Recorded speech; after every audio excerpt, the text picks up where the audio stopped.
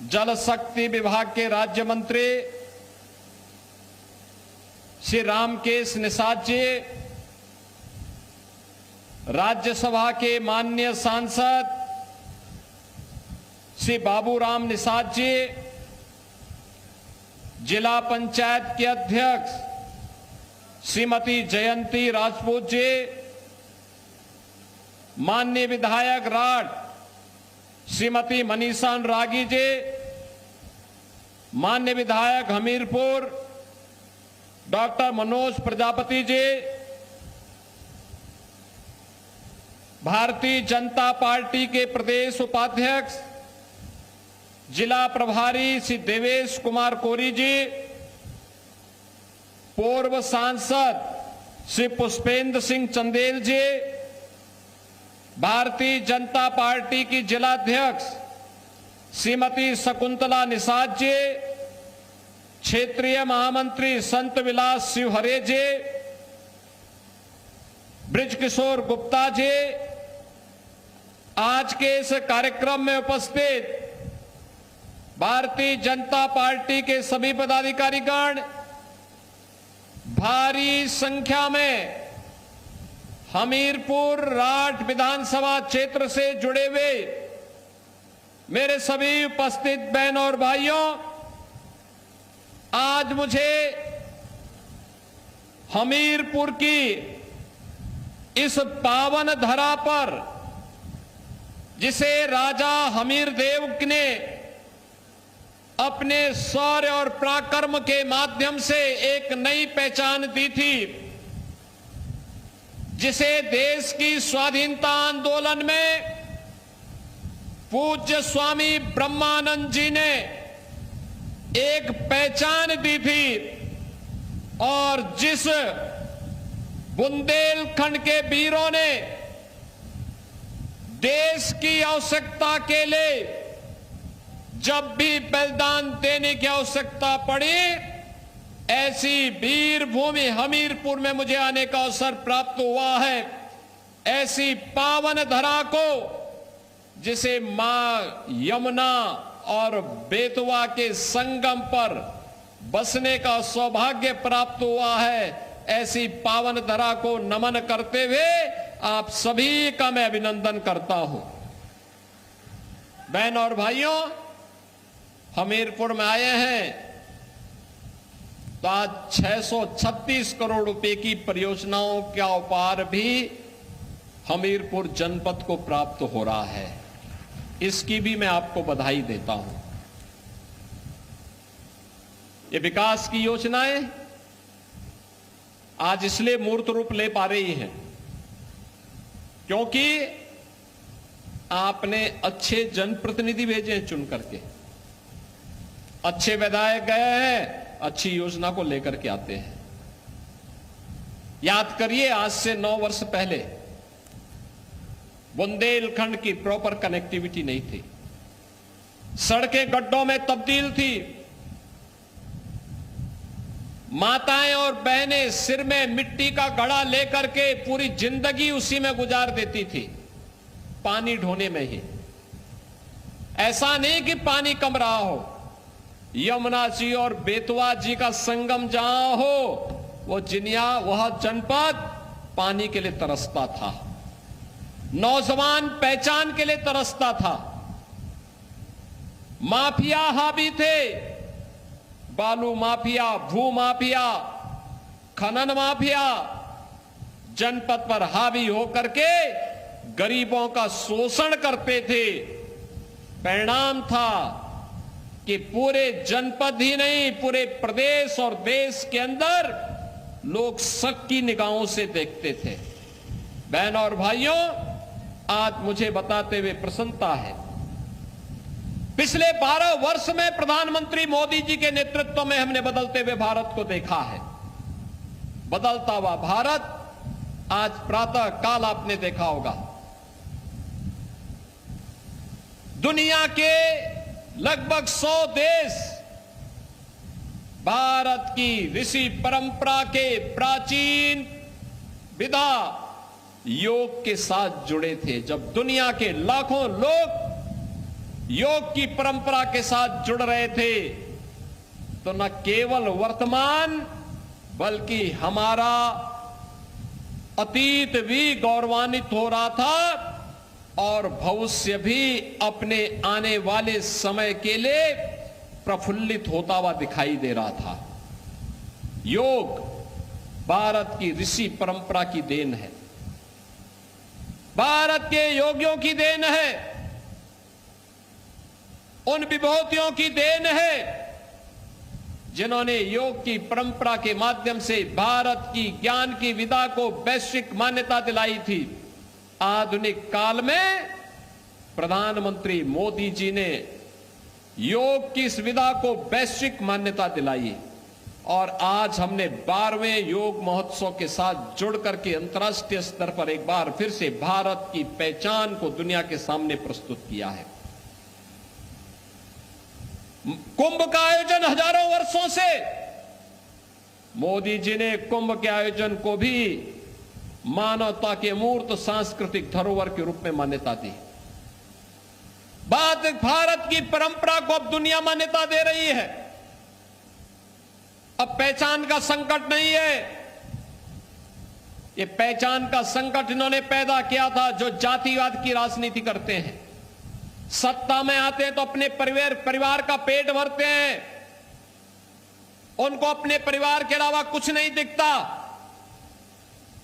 लेकिन मोदी जी के लिए तो 140 करोड़ का भारत ही परिवार है और हमारे लिए 25 करोड़ का उत्तर प्रदेश ही परिवार है। इसलिए उन 25 करोड़ जनता जनार्दन के हित के लिए कार्य करना, उनके लिए योजनाएं बनाना, उसको प्रभावी ढंग से लागू करना, जब इस उद्देश्य के साथ कार्य होता है तो परिणाम आने में भी देर नहीं लगती।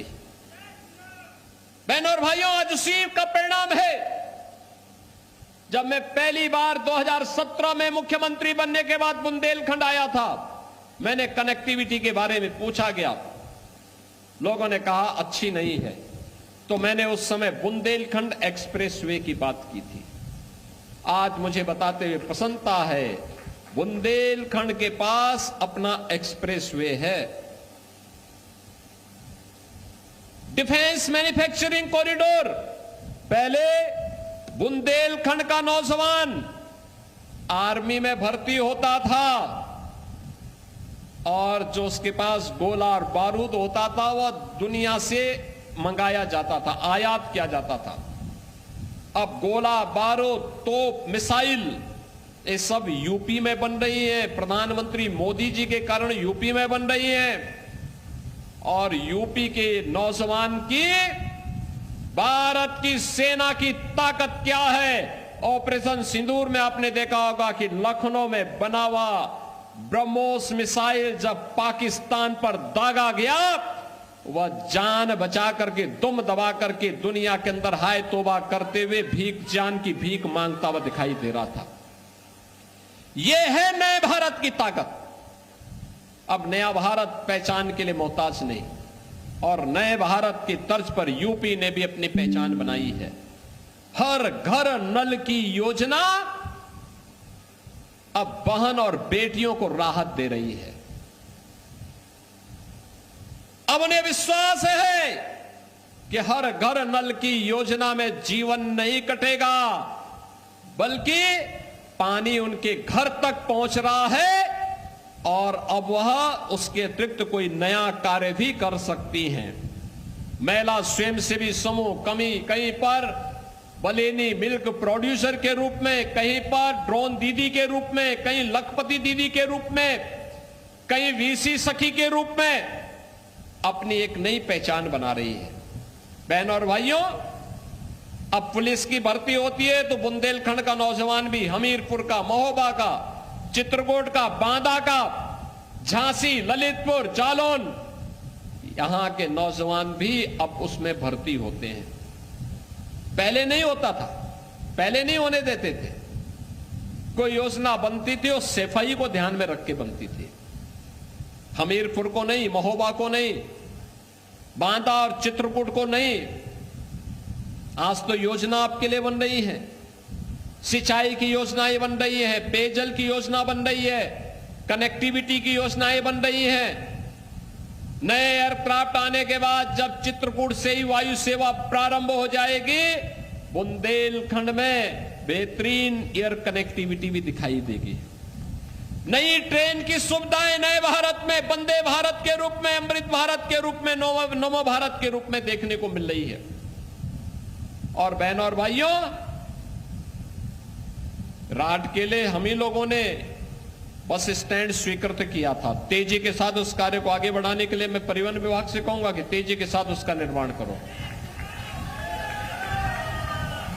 मैंने तो यहां पे पूज्य स्वामी ब्रह्मानंद जी की स्मृति में मैंने महाविद्यालय प्रबंध समिति से कहा था कि भाई देखो, हमें जो प्रस्ताव दे देगा मैं वहां विश्वविद्यालय बना दूंगा। देखो, शाहजहांपुर ने अपना विश्वविद्यालय का प्रस्ताव दिया, मैंने शाहजहांपुर में स्वामी सुखदेवानंद राज्य विश्वविद्यालय का निर्माण कर दिया। इस सत्र में वहां प्रवेश प्रारंभ हो गए हैं। भदोई ने प्रस्ताव दिया भवन और पूरी प्रॉपर्टी के साथ। इस सत्र में भदोई में काशी नरेश विश्वविद्यालय का शुभारंभ हो गया। लेकिन गलती यहां पे हमारी नहीं है, अभी तक मेरे पास स्वामी ब्रह्मानंद महाविद्यालय प्रबंध समिति का प्रस्ताव नहीं आया है। विश्वविद्यालय बड़ा होना चाहिए, विराट सोच के साथ, जिसमें अन्य जनपदों के महाविद्यालय भी संबद्धता ले सके, हजारों नौजवानों को हम आधुनिक शिक्षा दे सके, तकनीकी शिक्षा दे सके और भविष्य के ध्यान में रखने के लिए, ध्यान में रखते हुए हम फ्यूचरिस्टिक टेक्नोलॉजी को ला करके यहां के नौजवानों के माध्यम से डिफेंस मैन्युफैक्चरिंग कॉरिडोर के लिए, यहां के नौजवानों के लिए उनकी स्किलिंग के बड़े सेंटर को आगे बढ़ा सके। बहनों और भाइयों, मैं तो आज भी कहता हूं, प्रस्ताव जो भी देगा हम आप विश्वविद्यालय बना देंगे, कोई समस्या नहीं। राज्य सरकार सहयोग करने को तैयार है। लेकिन याद रखना, विश्वविद्यालय एक विराट सोच का प्रतीक होता है। उस विराट सोच के अनुसार प्रस्ताव देंगे, तत्काल कार्रवाई होगी, उसके एक्ट बनाने पड़ते हैं, प्रक्रिया में समय लगता है। और जितना समयबद्ध तरीके से आप आगे बढ़ाएंगे, हम उन चीजों को उतनी तेजी के साथ जमीनी धरातल पर उतारने का काम भी कर देंगे। हां, मेरा मानना है हमीरपुर में मेडिकल कॉलेज का भी निर्माण होना चाहिए। हमीरपुर के नौजवानों को भी मेडिकल की पढ़ाई करने का अधिकार होना चाहिए। हम लोगों ने इसके लिए कहा है, यहां पर तेजी के साथ उसके विकास के कार्यक्रम को आगे बढ़ाने की आवश्यकता है।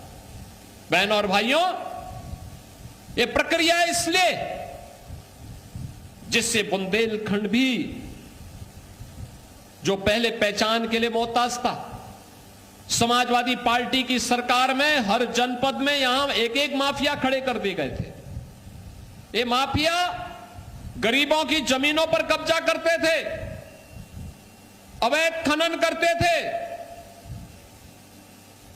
व्यापारी और बेटी दोनों के लिए संकट खड़ा करते थे, पुलिस पर हमला करते थे। छवि खराब होती थी बुंदेलखंड की, छवि खराब होती थी हमीरपुर की। लेकिन आज मैं कह सकता हूं, ये डबल इंजन की सरकार है, माफिया के लिए कोई जगह नहीं है। माफिया या तो जेल के अंदर है या मिट्टी में मिल गए हैं। अब बुंदेलखंड विकास की प्रक्रिया के साथ तेजी के साथ आगे बढ़ चुका है। अब बेटी की सुरक्षा में कोई सेंध नहीं लगा सकता है। अब बेटी की सुरक्षा में कोई सेंध लगाने का दुस्साहस नहीं कर सकता है, और जो करेगा तो फिर यमराज के घर भी जाएगा। अब धर्मस्थलों को नई पहचान मिल रही है, तालाब खुदवाए जा रहे हैं, जल संरक्षण के बड़े कार्यक्रम चल रहे हैं। और मैं आप सबसे अपील करूंगा, हमीरपुर वासियों से भी, पूरे बुंदेलखंड वासियों से भी, बहनों और भाइयों, हर घर नल की योजना व्यापक परिवर्तन का कारण बनेंगे। अर्जुन सहायक हो, करवई का हो या फिर यहां पर रतौली बांध की हो, भावनी बांध की हो, कचनौदा बांध का हो, मझगांवा एवं चिल्ली स्प्रिंकलर सिंचाई परियोजना का हो या केन बेतवा की परियोजना का, बुंदेलखंड में आने वाले समय में सिंचाई के लिए भी और पेयजल के लिए जल का संकट नहीं होगा। लेकिन हमारी भी जिम्मेदारी बनती है एक नागरिक कर्तव्य के रूप में जल संरक्षण का कार्य करना, एक एक बूंद जल का संरक्षण करना। जैसे इस साल अभी आप देख रहे होंगे, आज 21 जून हो गई है, अभी तक मानसून नहीं आया है। ये जो बादल दिखाई दे रहे हैं ना, ये तो चूंकि हम लोगों का दौरा हो रहा था तो भगवान ने कहा होगा कि ज्यादा गर्मी न हो, इसलिए जो है थोड़ा बहुत देखने को मिल रहा है।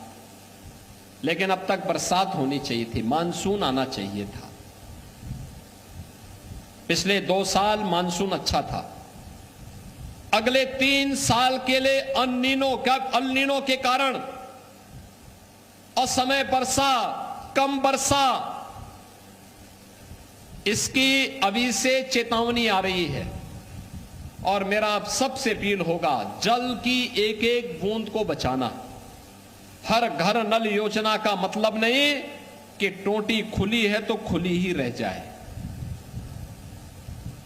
हमारा दायित्व हम उसको बंद करें, चोरी ना करने दें, पेयजल का संकट ना हो। जितने जल की आवश्यकता हो उतना ही हम उसमें लें, अनावश्यक रूप से खर्च नहीं करना चाहिए। यह हमारी आवश्यकता है।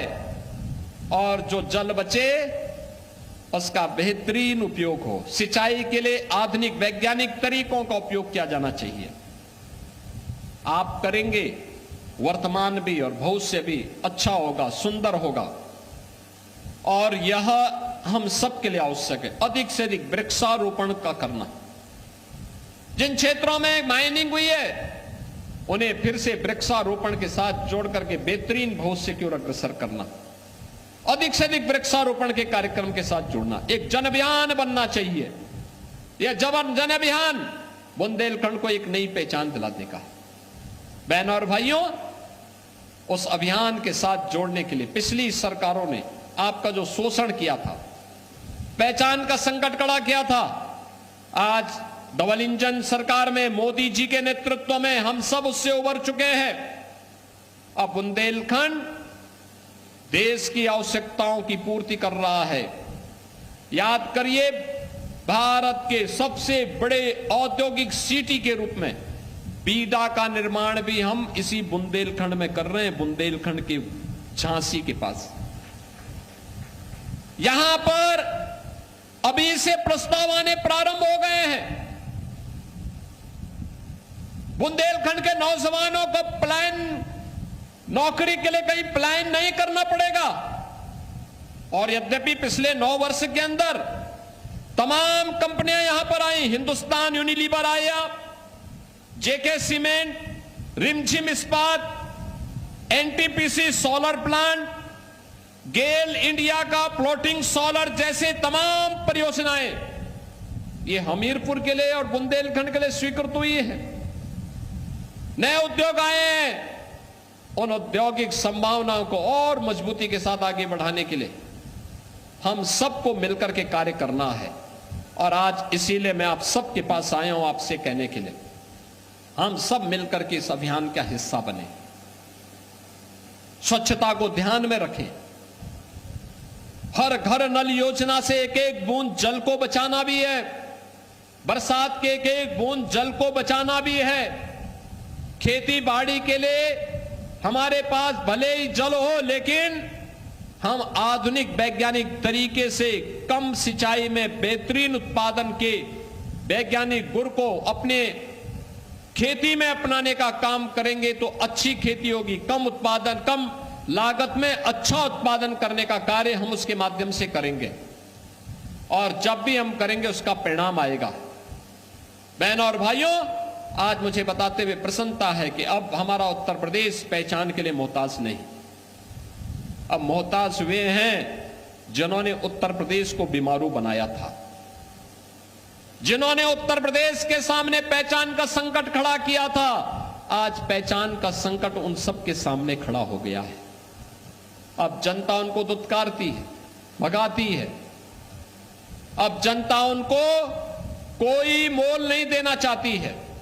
और इसीलिए मैं आप सबसे कहने के लिए आया हूं, आपने एक वोट दिया हमीरपुर और राठ कमल के चुनाव चिन्ह पर, आपने भारतीय जनता पार्टी को विजयी बनाया।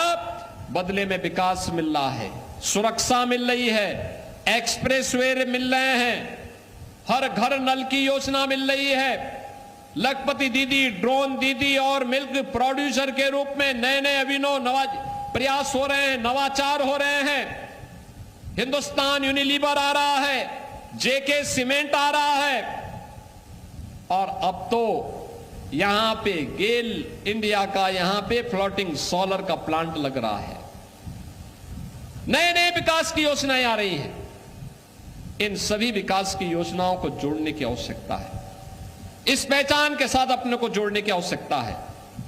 वैसे ही जैसे आपके एक वोट ने तकदीर बदल दी उत्तर प्रदेश की। कुंभ कैसे होता है? कुंभ का भव्य आयोजन, करोड़ों लोग देश और दुनिया का आया। अयोध्या में राम मंदिर का निर्माण हो गया।